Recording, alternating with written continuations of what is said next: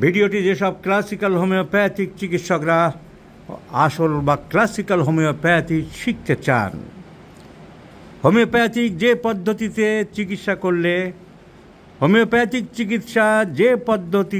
করলে রোগ সারে, যেটা আসল পদ্ধতি, তার নামই হ্যানিম্যানিয়ান পদ্ধতি বা ক্লাসিক্যাল পদ্ধতি। আগডুম বাগডুম 5-10টি ওষুধ মিশিয়ে দিলে হোমিওপ্যাথি মতে রোগ সারে না। মিক্সচারপ্যাথি হোমিওপ্যাথিতে হয় না। পেটেন্ট বানালে হোমিওপ্যাথি হয় না। হোমিওপ্যাথির নীতি হলো পুরো কেস টেকিংয়ের মধ্য থেকে এক সময়ে একটি মাত্র ঔষধ ঠিক করতে হবে, যে ওষুধটা রোগীর সার্বদৈহিক এবং মানসিক লক্ষণের সাথে মিলবে। যে ওষুধগুলো পরীক্ষা করে একটা ডায়েরিতে লেখা হয়েছে, যে ডায়েরির নাম মেট্রিয়ামেডিকা, সেইখানে থেকে কোনটার সাথে রোগীর সিমটম মিলবে সেই একটা ওষুধই সিলেকশন করে শক্তিকৃত অবস্থায় 30, 200, 1000 বা 0/1, 0/2, 50 মিলিসিমাল স্কেলে দিতে হবে। তা না করলে সারবে না। ফিট হতে হবে। ফিট আর ফিটেস্ট, যে ওষুধটা ঠিক ফিটেস্ট হবে তার নাম হচ্ছে সিমিলিমাম।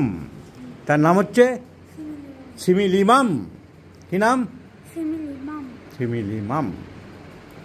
তো এই সিমিলিমাম না বের করতে পারলে রোগ সারবে না।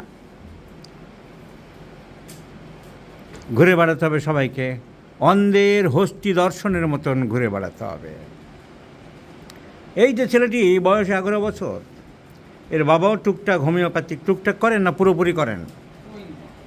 পার্ট টাইমে হোমিওপ্যাথি। বাংলাদেশে অনেকেই পার্ট টাইমে হোমিওপ্যাথি করে, কারণ শিক্ষা ব্যবস্থাটা তো এরকম পার্ট টাইমে হয়ে আছে যে যখন খুশি ভর্তি হতে পারে। আমাদের এখানকে যেমন কম্পালসারি 12 ক্লাস পাস করে ভর্তি হতে হবে, সেরকম নিয়ম না।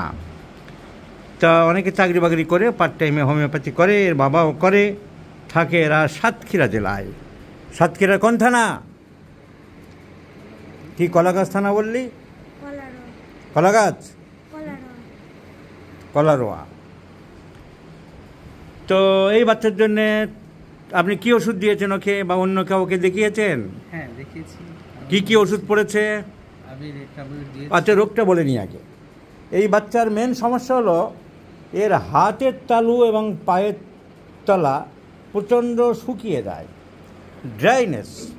দেখো শরীরের এই হাত থেকে আলাদা বোঝাই যাচ্ছে, আলাদা ড্রাই হয়ে আছে, সাদা খসখসে, সাদা ড্রাই, শুকনো, খসখসে, রাপ এদিকে নেই।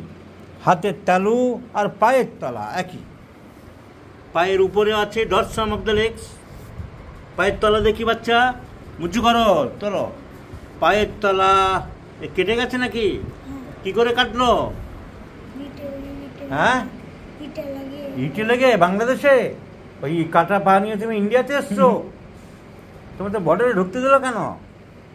তাহলে এইভাবে যে পায়ে, তেমন কত শান্ত তুমি বোঝাই যাচ্ছে যে কতটা তুমি শান্ত ছেলে। পায়ের তলায় 1 ইঞ্চি কাটা। তো dryness of the legs and palms, dorsum of the legs, হাতের তলা, পায়ের তলা প্রচণ্ড শুকিয়ে যাচ্ছে, ড্রাইনেস। এটা কতদিন থেকে দেখছেন? 4 থেকে 5 বছর। বয়স 11, 4-5 বছর ধরে দেখছেন। অ্যালোপ্যাথিক চিকিৎসা হয়নি? অ্যালোপ্যাথিক চিকিৎসা হয়েছিল, এর জন্য হোমিওপ্যাথি হয়েছে। কিন্তু এটা হয় কেন? এটা কিছুটা অনেক সময় ভিটামিন ডি ডেফিসিয়েন্সিতে হতে পারে, ভিটামিন B12 ডেফিসিয়েন্সিতে হতে পারে, অনেক সময় এই ভিটামিন ডেফিসিয়েন্সিতে হতে পারে। আরও কিছু কারণ আছে, তবে এটাই হলো উল্লেখযোগ্য কারণ। ওষুধ কি পড়েছে বললেন? হ্যাঁ, ন্যাট্রামিউর দিয়েছেন উনি, আর কস্টিকাম পড়েছে,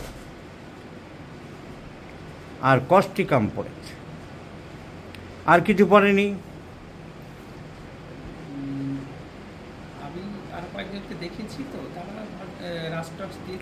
অনেক সময় কেমিক্যাল নিয়ে কাজ করলে এরকম পড়তে পারে, কিন্তু এই বাচ্চার তো কেমিক্যালের কোনো কারণ নেই।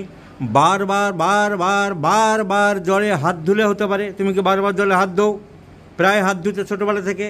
ওয়াশিং ম্যানিয়া ছিল কি? সেরকম খুব একটা ছিল না। তো ভিটামিন ডি ডেফিসিয়েন্সি হতে পারে, ভিটামিন B12 ডেফিসিয়েন্সি হলে হতে পারে। আবার শীতকালে অনেক সময় হয়, পরে ঠিক হয়ে যায়। সো হোমিওপ্যাথিক ট্রিটমেন্ট করতে হবে, তার সাথে লুব্রিকেন্ট লাগাতে হবে। পেট্রোলিয়াম জেলি বা নারকেল তেল বা অলিভ অয়েল দিনে মাঝে মাঝে লাগিয়ে যেতে হবে। পেট্রোলিয়াম জেলি যখন আপনি এপারে এসছেন, হ্যাপকো কোম্পানির পেট্রোলিয়াম জেলি ভালো, পেলে 4-5টা 6টা নিয়ে যাবেন। আর তা নাহলে নারকেল তেল সবসময় লাগাতে হবে দিনের মধ্যে 3-4 বার। অন্য কোনো মলম, আপনি তো ক্যালেন্ডুলা মলম লাগাচ্ছিলেন, কি সর্বনাশটি করছিল। ক্যালেন্ডুলা মলম আপনি কেন লাগাবেন? ওতে কিছুটা ভেজলিন আছে, কিন্তু তার সাথে আছে ক্যালেন্ডুলা মাদারের মধ্যে থাকে অ্যালকোহল, তাহলে অ্যালকোহল পড়ছে, অ্যালকোহল পড়লে ক্ষতি হবে, আর জলে কম হাত ধোবে। So this dry palm and dry soles, homeopathic treatment কী হবে? ন্যাট্রামিউর পড়েছে, কস্টিকাম পড়েছে। আমাদের ডাক্তার যারা আছে তারা বলছে একজন সালফার বলছে। তো দেখা যাক পিকিউলিয়ার সিমটম কী আছে। এই কেসটা আমি পড়লাম, dryness of the palms and soles. আমাদের একজন ডাক্তারবাবু লিখেছেন ড্রাইনেস অফ দ্য পাম, উনি চলে গেছেন, যিনি লিখেছেন দেরি দেখে চলে গেছেন, ওনার চেম্বার আছে। Dryness of the palms and soles এসব আছে। আর এইটা হলো ওনার মেন কমপ্লেন। পাস্ট হিস্ট্রিতে স্কেবিচ আছে। বাবার দিকে টিবি ছিল, হাঁপানি ছিল। আপনার দিকে টিবি ছিল, বাবার দিকে টিবি ছিল। ছেলেটার মধ্যে আর্টিস্টিক ভাব আছে, কুকুরের ভয় আছে, বেড়াতে একটু ভালোবাসে। কুকুরের ভয় খুব পাও না অল্প?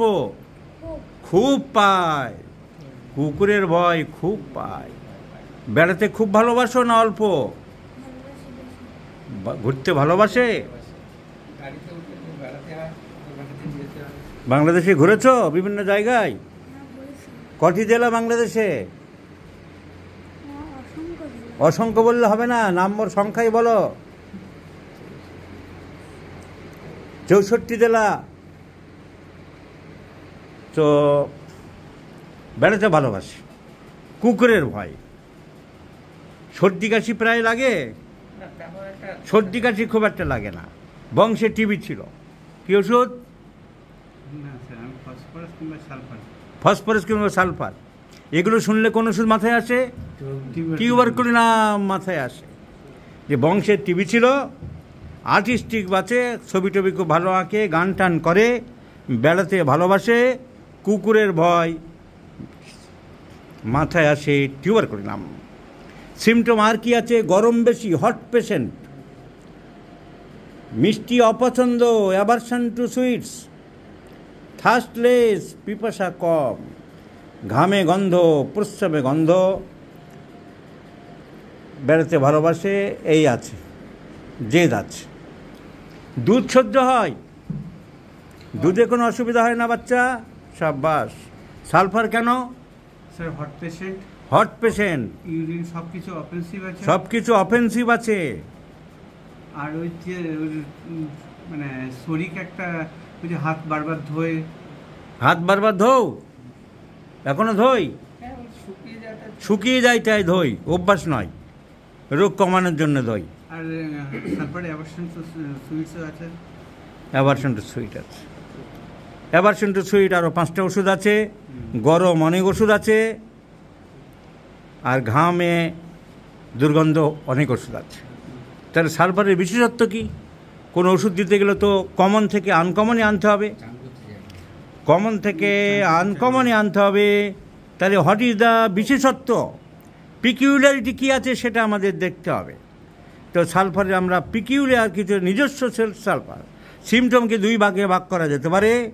একটা হচ্ছে ইউনিক সিমটম বা সিঙ্গেল সিমটম, যেটা সেই ওষুধের আছে, অন্য কোনো ওষুধের নেই। আর আছে কমন সিমটম, যে সিমটম অন্য সব ওষুধের আছে। সালফারের যে কটা সিমটম বললে, অ্যাভারশন টু সুইটস, গ্রাফাইটিস আছে, ফসফরাস আছে, সালফার আছে, কস্টিকাম আছে। হট পেশেন্ট 100টা আছে। পায়খানা প্রস্রাবে গন্ধ অনেক ওষুধে আছে। তাহলে সালফারের চর্মরোগ হয়েছিল, মলম লাগিয়েছে, তেমন কিছু নেই। তাহলে সালফারের নিজস্ব আলাদা করে সালফারকে চেনার মতন আমরা কিছু পেলাম না। আর কি বলতে চাইছো? আর কিছু নয়। সো একটু পরে করছি। The medicine is nitric acid. The medicine is nitric acid. আচ্ছা, কেন বাচ্চা?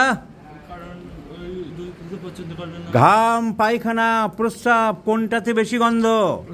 প্রস্রাবে বেশি গন্ধ। কেমন গন্ধ? একটু ঝাঁঝালো পায়। বাথরুমে গেলে কি হয়? দুর্গন্ধ হয়। জল ঢালতে হয়। তারপরে ইউরিন ইজ ইন্টেন্সিফাইড ওডার। আরও 5টি ওষুধে আছে। সিপিয়াতে আছে, ভায়োলাটি আছে, বেঞ্জয়িক অ্যাসিড আছে, মার্কসলে আছে। তো প্রস্রাবের গন্ধ খুব বেশি, নাম্বার 1। নাম্বার 2, জেদ খুব বেশি, রাগ জেদ খুব বেশি। যা বলে তাই শুনতে হবে।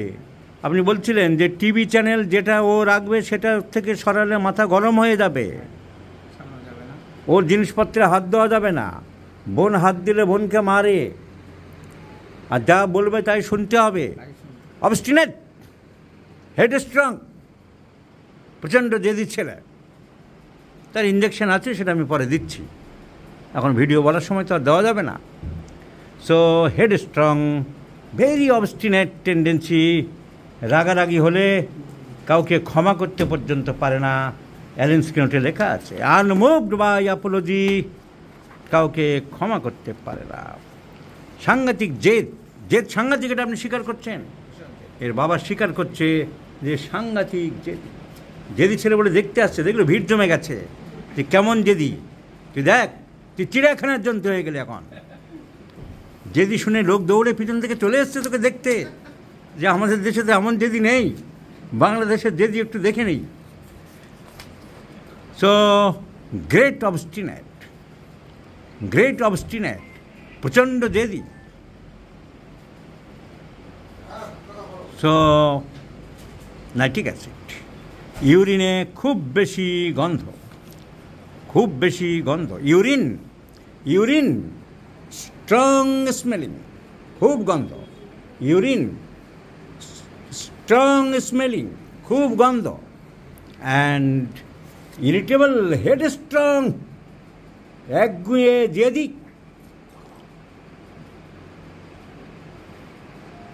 আনমুভড বাই অ্যাপোলজি, ক্ষমা চাইলে তার কাছে ক্ষমা হবে না। বোন যদি অন্যায় করে, ভুল করে ক্ষমা চাই, ক্ষমা করিস? Unmoved by Apology. Nitric acid ক্ষমা কি জিনিস জানে না, নিষ্ঠুর। হিন্দি সিনেমার মতন, मैं तेरे जिंदा नहीं छोड़ूंगा, मैं तेरे और तेरे सब आदमी को चुन चुन करके मरूंगा। নাইট্রিক অ্যাসিড, জেদি, ইউরিন অর্ডার, তার উপরে কি নাইট্রিক অ্যাসিড দেবো? না। তাহলে আর কি? ছেলেটি ডিজায়ার ফর সিনামোনাম, সিনামন। বাড়িতে মাংস রান্না করার জন্যে উনি কিনে রাখেন দারুচিনি, এক ধরনের গাছের ছাল। দারুচিনি কৌটো থেকে বের করে প্রচুর পরিমাণে খায়। দারুচিনি, দারুচিনি অনেক খাও। কীরকম, কতটা খায়? 1 মুঠো নেবে, 1 মুঠো নিয়ে খাওয়া শুরু করবে, চুরি করে করে। চুরি করে করে দারুচিনি ফাঁক করে দিচ্ছে। দারুচিনি রাখার মতন নেই। তো দারুচিনি, দারুচিনি খাওয়ার জিনিস, ভালো জিনিস। ইনডাইজেস্টেবল থিংস, যা হজম হয় না, অখাদ্য কুখাদ্য। ইনডাইজেস্টেবল, অখাদ্য কুখাদ্য জিনিস খেতে চাই। Calcarea, nitric acid, alumina, cicuta virosa. আমরা দেখব ডিজায়ার ফর ইনডাইজেস্টেবল থিংস, এসব অখাদ্য কুখাদ্য খেতে চাই। আহা, nitric acid is in the desire for. ওই দারুচিনিটাকে কীভাবে ধরতে হবে?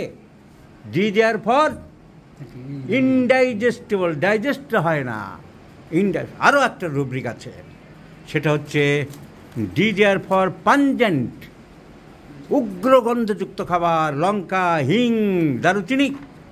সো দেখব এখানে যেমন ফার্স্ট গ্রেড পেলাম, desire for pungent foods, pungent মানে খুব উগ্র গন্ধযুক্ত খাবারের ডিজায়ার। এটা কি লেখা বাচ্চা? Nitric acid. Nitric acid, nitric acid. So desire for indigestible things, nitric acid. Desire for pungent foods, nitric acid. And cinnamon, daruchini is a pungent food and indigestible food. আর জেদ বেশি, রাগ বেশি, যা বলছে আমি তাই শুনতে হবে, এরকম মনোভাব নাই এইটুকু বাচ্চা।